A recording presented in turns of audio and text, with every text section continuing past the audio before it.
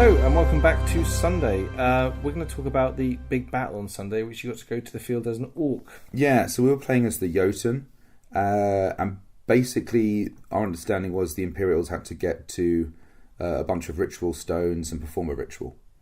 I'm absolutely shattered at this point, that has to be said, but so I kind of basically decided that I wouldn't wear my orc mask for this one, just because I wanted to stay like... It's hot. Yeah, it's hot as well. It's really hot. And it's been a long event, so I'm like, okay, I'm just going to do what's best for me. Like, so... I actually heard like there was a ritual had to take place on like a rod or an item, and then they had to run over and touch the object. Yeah, is how it was meant to go down, from what I understand. I think so. Yeah, and I think there's a time limit on that as well. So it sounds like a very 10 minutes. Yeah, right. That's a tough thing to do, right?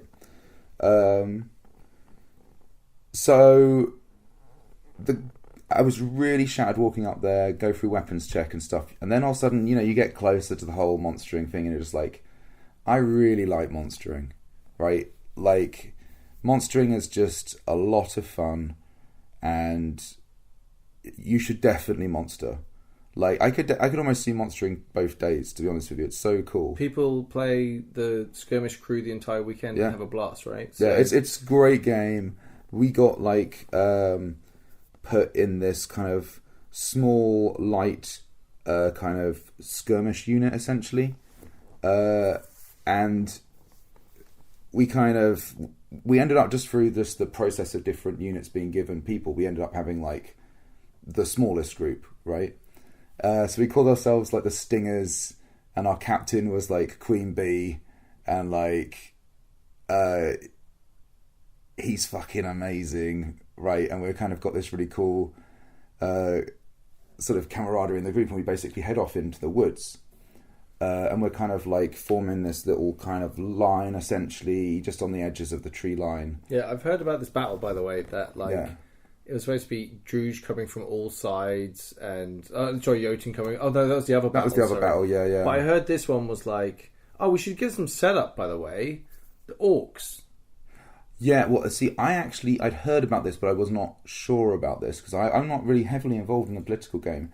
I heard they had picketed and not gone on the battle. I heard, and this is definitely not like, this is definitely player exactly. knowledge. I have no right? idea, like, right? Yeah, but like I heard that the because of the Thrall deal, where we had received free armies in exchange for Varushkan territory, that they wanted a firmer line on the slavery, and therefore they were not going to take to the field.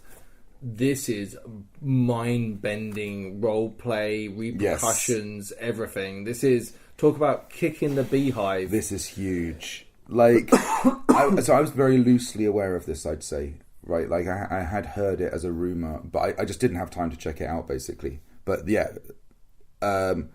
basically, Wintermark head up the field and go and kind of the upper end where there's like this palisade and some units there holding it. And then all these other units start coming through, and it got to the bit where we were kind of at the back, and the sort of the rear guard force was fairly small. Okay, and interesting, because I was on the other side of the gate at this point. Me and Bung walked up with a whole bunch of the armies to see them off. Yeah. And so I saw the Reapers off, and I saw a bunch of other people off.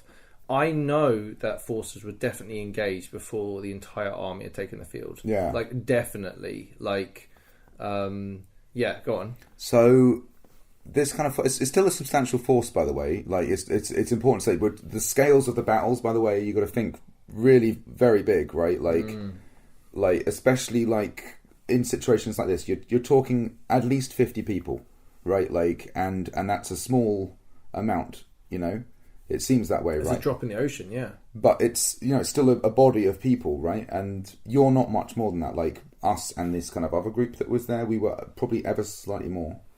It felt that way, right? But it just felt like it at that point where it's like we can move on them, and then we moved on them, and it just the combination of hits basically just. Which side were you fighting at this point? Which nation? I have no idea. I think it was a mix. Like it was because I think different people were noticing there wasn't enough support at the back and were calling people back. But you get the whole thing. Like the forward line is very far forward at this point, So you've got this whole thing of like small units coming to join, but they're not going to get there in time. So there's lots of pockets of 2s and 3s as well who are heading our way, but just haven't reached us, basically. Like defeated in detail type thing. Like Yeah. taking a little So that's what ended up essentially happening, right? We kind of hit this big body of people. That kind of... It turned into its own sort of micro kind of moving battle that was moving around this kind of rear area and literally just changing shape and moving, because the forces are relatively small. And we're talking units as well, right? So units tend to have more cohesion than two different nations Exactly, do. right. Yeah, so they're fighting really hard, but there's also these little pockets occasionally of like 3 people, as I say, who are stuck in the middle. Oh, and those kind of little groups of people are just getting squashed, right? Like they're getting just taken out before they can join the body. Oh, it's rough. And then it ends up kind of it almost kind of goes like a spiral at certain points, right? Oh my god! So we're talking like the whole army's in this weird, everything's moving stage. Yeah, at the back, it's constant sort of press until we basically got to the stage where we kind of broke that section behind us. By the way, and bear in mind again, battles are crazy. Yeah. Numbers are very hard to take in. It looked like quite a few Imperials behind us were down. Yeah. Right. And we suddenly we realised that we've kind of pushed to the point where we've hit the back of the army that was at the forward position, engaging at the palisade. And we hit them pretty much at the back. We literally came into them at the point when they weren't fully aware, or the number of them weren't aware that we were even there. And we just kind of, so then you've got this band of, again, not very many people, like 50 people, just hit the back of this section when they're not aware, and it rolled pretty hard, pretty quick, but mass credit to the Imperial to suddenly form up like shield walls and protect the rear. You know, like it could have been really, really bad. I heard right? It was bad. It was bad, but it was like the quick response of certain people managed to basically then push us back out behind the palisades. Yeah. They're now holding the section, and at that stage we kind of withdrew because we saw there were a bunch of. And this is how crazy the battle is. There's a bunch of Imperials that have actually broken through our line and have gone to try and start retrieving all the people who are down behind, because there's a lot of healers in that block as well, right?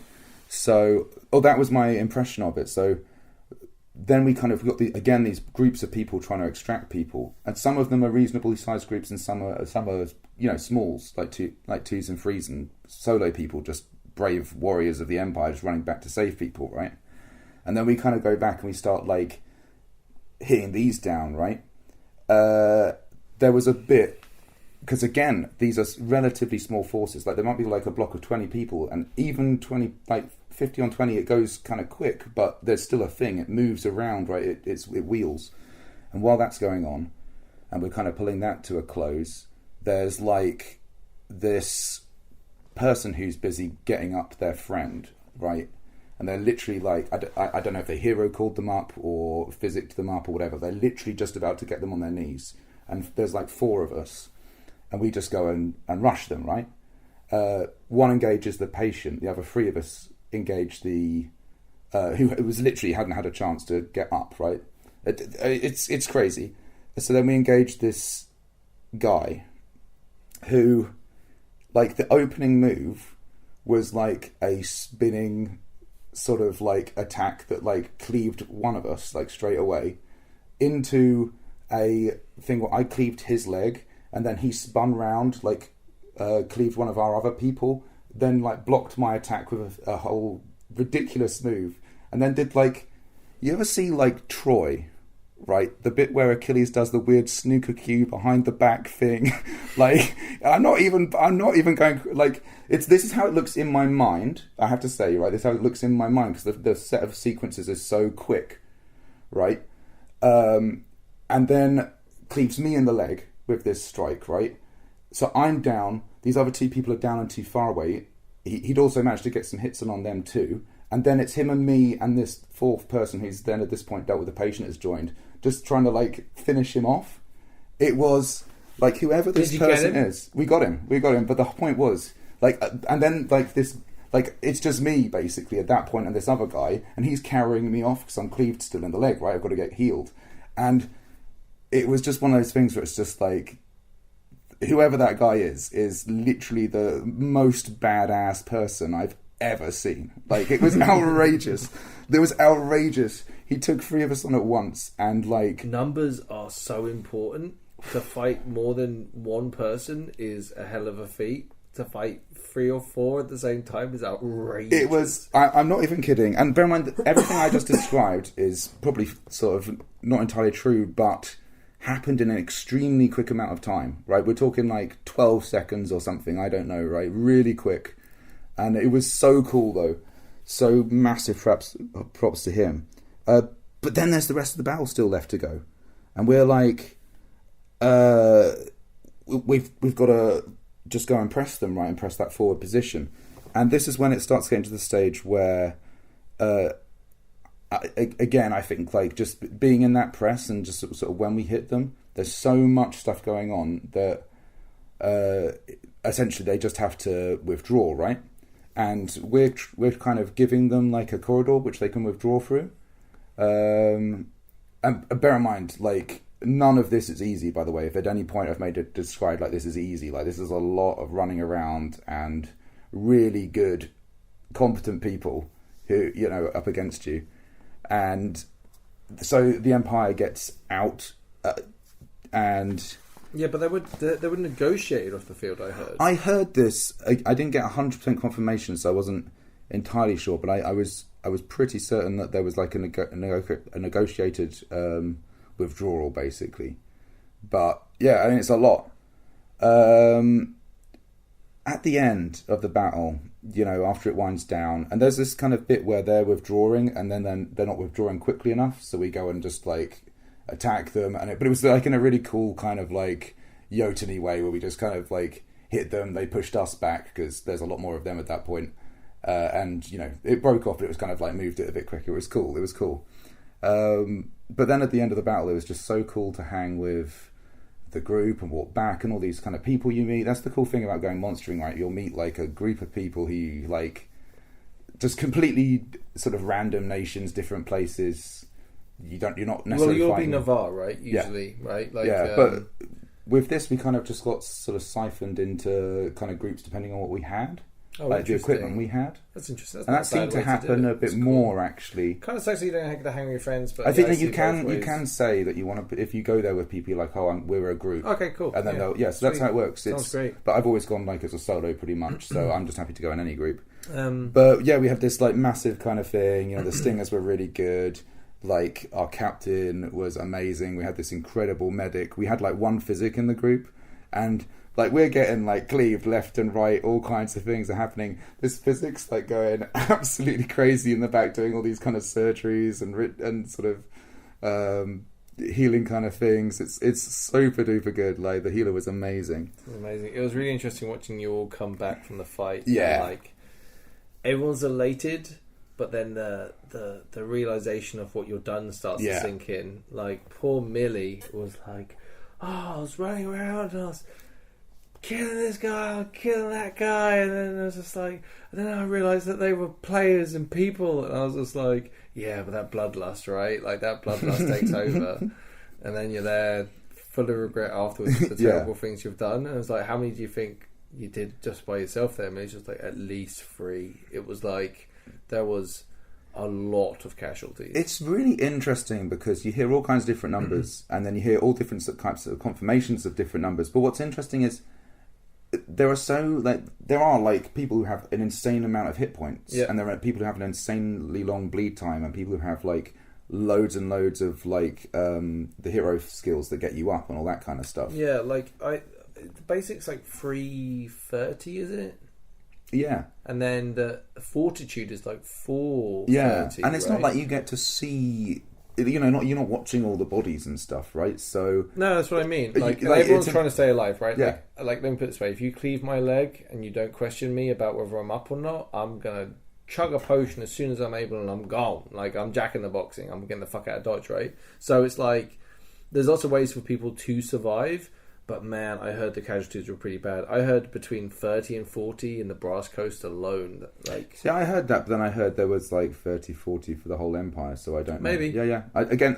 But any of those scales, it's so hard to say because my observation of it is only based on where I was and what I thought I saw at the time. And as we know, the experience of going to a battle, the way your mind changes your memory of all these different things. This was a bad one. Oh no, it was definitely a bad one. Hopefully everyone's okay. Hopefully, if you lost a character, then it wasn't too bad. Like, yeah. Anyway, it's part of the game. It's how it is. But man, it's always tough. To see the Imperials like have a rough time, basically. So. Yeah. We went to back to the camp and just rested. I was really knackered at this point. It was a lot, and it had been a lot all event, but it was cool. I was in a really good place with everything. Yeah. And then you came back or were you out at this point, sort of sorting out everything? I was back at the camp at that stage, but I had a really good chat with a vigilance priest talking about some stuff in the Commonwealth. I can't really talk. I don't know if we're going to even talk about it, but cool stuff like vigilancy stuff, like in the Commonwealth and all this stuff. Like it's just cool to hear about what's happening in foreign nations and how that all affects the rest of the game. It's like, so is it that, like, for example, are there people who are like spiritual leaders, I suppose, or whatever, who are connected with foreign nations? So there's a whole heap of different ways you interact with these different nations. Right. So the Spy Master, for example, or the Imperial Spy Master, like, has operations. They have intel that come in that can be spread around. There is there are research papers that you can do to learn stuff. There were like embassies you can go off to. Embassies, I don't know if the right word, but basically some people can go over to, I'll give broad terms. There was a interest in the Commonwealth's doctrine and law and kind of like religious stuff, so people went over there and studied it and translated information that was written in foreign languages into Imperial, and discovered stuff about some Commonwealth philosopher stuff, and it's like, it's cool, like, it's really interesting. Right. You know, I can't really I don't know how much I can talk about. It's one of those I think things, it's the kind of thing, that sort of stuff. It's honestly, it'll be richer for you if you find it out in game. But I don't know. It's one of those things where I'm like, is this public knowledge? Do I know this, and only a handful of people know this? I think there's a certain scale where you're like, if you want to know more, you know, it's like, click here if you want to know more. Yeah, from but Starship don't do Troopers. it just if you heard it through the podcast. Jesus. But yeah, over the weekend I had ambassadors and a couple of senators coming and giving me advice on how to deal with people better, which is telling, but like, I really appreciate every single conversation. Like, I had one ambassador show up just after the telling, right? And I was literally like, this was one of the ones that was I was fairly adversarial with during the meeting, and he came up and I was just like, I really appreciate you coming, but unfortunately I'm just saying goodbye to my husband. Like, he's passing away and stuff. And he was just like, oh, I can come back later or tomorrow, and I was like, sweet, and they did. That's really cool. We had a really good conversation. A couple of other people, I won't go into everyone I spoke to, but it was just like, it was nice, right? Like, there were quite a few of people that were involved in that whole thing that were just kind of came up to me afterwards and just touched base with me in like a really nice way. So I appreciate that from all those people that did. Yeah. What did you get up to then? Was this last? So I went basically out because I just didn't want to. I didn't want to pack away straight away. I wanted to just, you know, because there's like a standing at the end of the event, and I wanted to sort of see that and obviously hear about how all the resolution of all the different things was and where things kind of sat, right? Yeah. So I didn't want to start packing up quite yet. So I was like, I'll just go out, do like one last sort of set of bubbles, tally it up for a little bit, and have some fun. And I just did that. Just kind of hung around and did a little bit of that. One interesting thing that happened was like there was a situation where I kind of like. I intended like I had a disagreement with somebody about something, and then I kind of learned it from you, I think, which is like this, just checking in with somebody OC afterwards that it's like all okay, and that like the delineation between IC and OC. Yeah. So yeah, no, thank you for that. I think that was really valuable, and it really improved that situation. And I think that's I don't want to talk about it in more detail. But it's like, I think as a tool to have in how you kind of approach things, I think it's a very useful thing to go and do. You know, because you got to read your situations, right? And it's difficult to know when you're ICing pretty hard in certain ways, like whereas like too much and you kind of like you just need to drop IC and go OC and stuff. It's an interesting sort of thing to sort of think about. So I think that idea of kind of checking back afterwards and just making sure is a really good thing to do. I think it's like absolutely vital. I think like the more I think about it, I wish there was like there probably is. I'm not aware of it if it is, but like a handy kind of toolkit or 5-step rule or something about how to engage with LARP would be good. They're not things that I know very much about, but I know there are like hand signals and stuff that you can give and things like that. Dude, hand signals. Do you know what the hand signals are? Yeah, no, that's the problem. Yeah, I don't know what the fucking hand signals are, right? But so I think in other systems, yeah, I agree. In certain systems, like they might have like isolated rules. I think there needs to like. For me, anyway, I personally would like to get to the point where I feel much more comfortable in being like, it's a game, right? Like, as soon as I start to feel uncomfortable, I'm not having a good time, put my hand in the air, have a quick conversation. And when you LARP with people that have been LARPing for a long time, they just rock that shit, right? Yeah. They'll do it mid-conversation. They'll whatever they need to do to be able to get out of it. Like, immersion's one thing. Your OC well-being is an entirely different thing. Yeah. So, no, it's I tell you that that was really one of the last things for me. After that, it was just generally just vibing and just supping on the last kind of bits of what's awesome about being in the Navarre at Empire, going to standing, finding out about the Seren vote, finding out about all the other things. At this point, all the information that you miss out on for a lot of the events starts filtering in. Like, for example, I had no idea that Cadogan had got his Archmage position. I went up there and helped vote for it, actually. Yeah. So it's like, I had no idea. These things came to me like towards the end, and it was just so cool to have these little celebrations. And that even though we had all these kind of hits with different character deaths and stuff, like there'd been actually loads of really positive things that had happened. And different groups had done really, really well, but players, as well as players dying, there were players who were really sort of achieving things they were going for, who we've kind of wanted. I mean, like Caro being General and Cadogan being Archmage is really awesome, and they're not alone. There's a bunch of other things where it's just like, it's really cool, right? Yeah, to see people you like succeed is awesome. Oh man, it's amazing. Like it's seeing your friends win is like definitely, it feels like winning, right? So, but yeah, I had to see out the weekend. I received the time. I had a game plan for my kind of winged messenger going off. So Agni Millie is very good at kind of like writing stuff. So I was like, I talked to her. Basically, we had a quick conversation, briefed her on what I wanted to portray in it. She was like, I got it. Every time she hit any hurdles, would ask me and I would talk it through. But basically, she helped write me my letter, which is like, this is wisdom. This is smart. Let people who are good at what they do what they do, and you stick to what you do. And like, it was just so helpful. I think over the course of this event, particularly, we had a conversation. There was a bit where you kind of just sort of said, I need to delegate more, and and I think you really kind of started to do that a lot more effectively this event. I did, but I have a lot of work still to do on. It's hard. It's a hard skill, though, right? Yeah. I basically finished off the letter, sent it up to God. Really cool. I already got my iridescent gloaming in during the battle, which is smart. Go with God while everyone's in the battle. But they've changed where the PCs are. Instead of being in the big main office, there's a separate tent for them. Yeah. They're lined up real nice. It's nice and quiet in there. It's away from everything.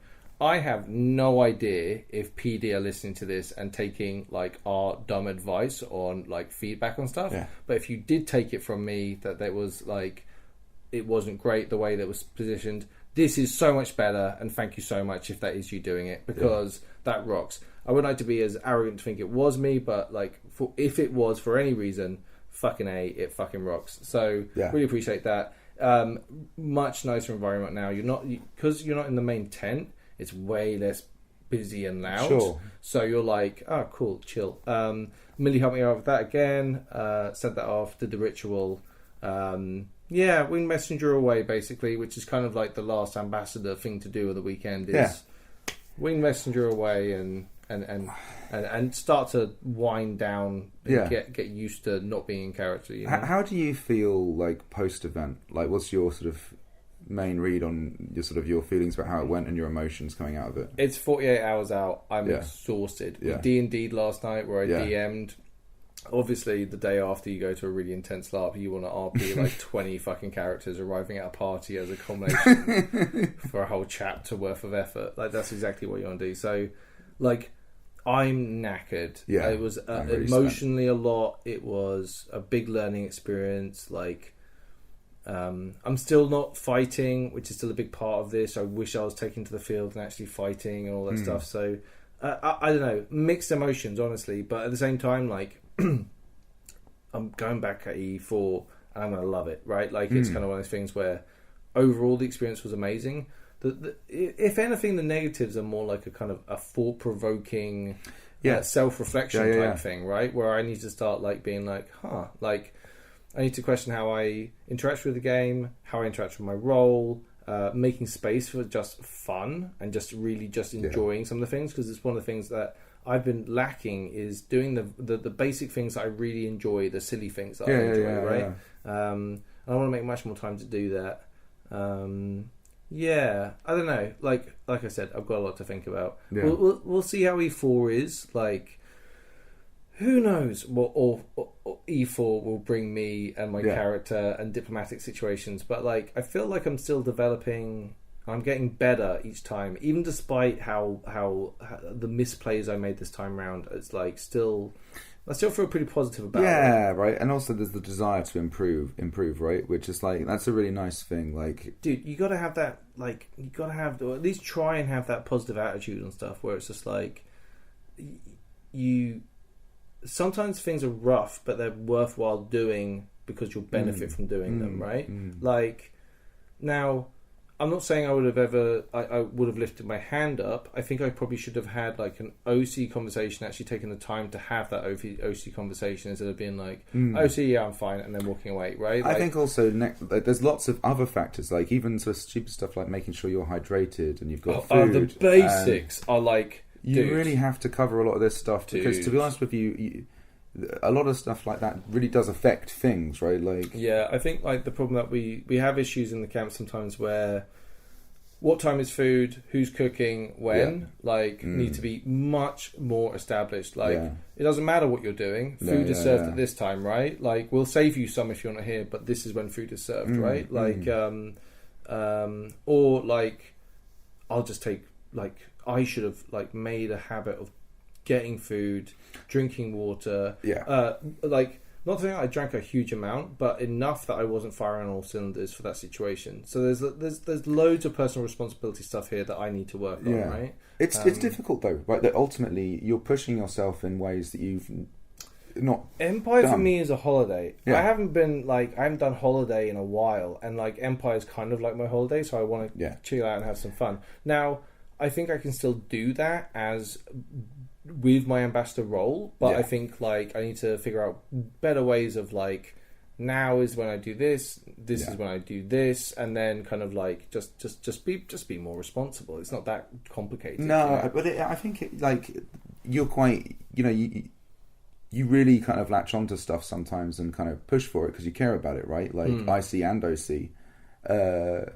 And I think I'm pleased you come to it, like the realization you need to find a bit more you time, but at the same time, all this stuff you've done has had huge worth too. So I wouldn't want you to think like none of it served a purpose, right? Like, I think one of the things that I'm learning is like, okay, cool. I just need to get this neutrality motion passed, right? But it will always be a treadmill, right? Especially if you're in a position where the nation you're representing is a slaver nation, right? Like, and I think especially with our modern sensibilities, the sell on that in any way for the vast majority of people is a no, like straight off the bat. And it's like, that's very difficult. So this isn't me complaining about that. It's more like trying to let you all know, like, understanding it's like, hey, this is this much harder. I'm aware of how much harder it is, right? Like, so you have to come up with like smarter ways to see things in a much more three-dimensional way, outcomes of actions, how does it work within the way,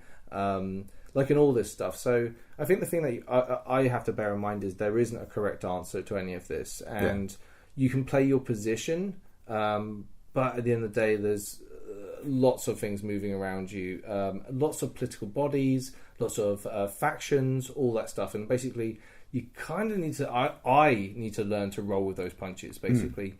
I mean, I'll be honest with you. A massive part of the whole Talis thing is that, like, ultimately, this is my holiday, right? Like, right? I really do try and have a very good time, right? Well, you do have. I do have that, but I mean, like, it's actually a lot of work, like, in some ways, right? Because you have to try and do a lot of things, and like, I'm exploring, like, who I am and having fun with it, and it's actually like it's strange how different our games are, but there's a lot of similar But Empire can do this, right? Like, Empire is one of those things where it's just like, if you choose to go for a hat, and bear in mind, like, not all hats are the same. Different hats will have different focuses. Like, even as an ambassador, I'm like, a senator, fuck that. Like, senators are full-time all the time. Yeah. But you're choosing to take on those roles, and those kind of difficult decisions that you come with it.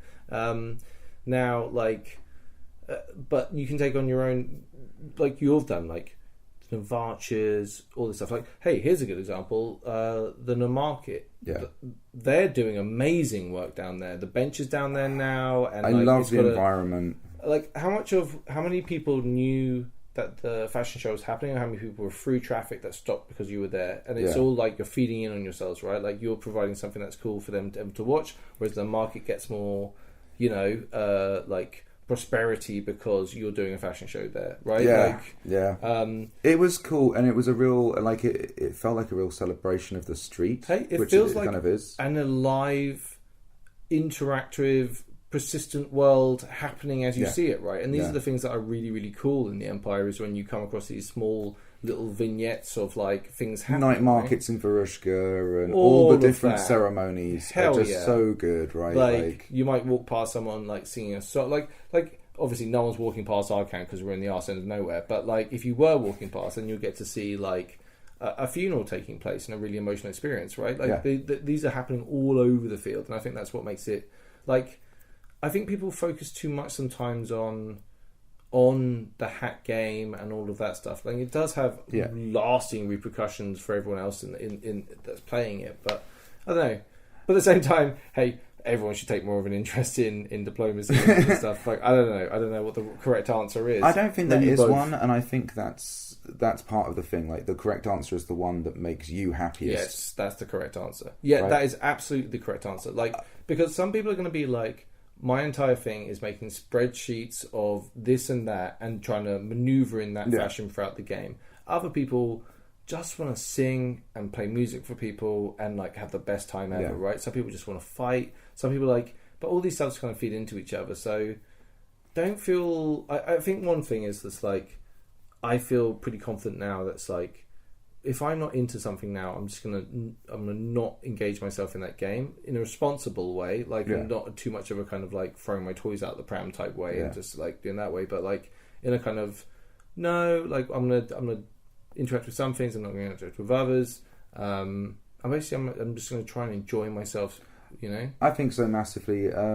Just what's kind of happened for me is I've got just the right combination of things. I need to work on those things, and I want to improve those things and how they kind of, like, the whole kind of very kind of performative, expressive Talis, right?